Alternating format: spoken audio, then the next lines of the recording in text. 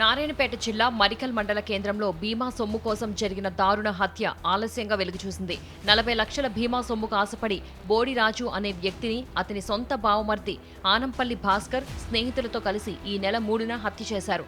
ఆ రోజున రాజుకు పరిమితికి మించి మద్యం తాగించి సామన్పల్లి గ్రామ శివారులోని నిర్మానుష్య ప్రాంతానికి తీసుకెళ్లి కట్టెలు రాళ్లతో కొట్టి చంపేశారు.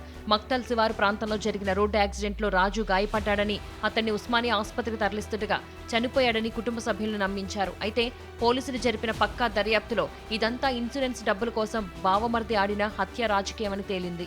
చనిపోయిన వ్యక్తి రాజు అనమాట. 44 ఇయర్స్ ఉంటాయి. అతను మరికల్ 40 lakhs ఇన్సూరెన్స్ ఉండే.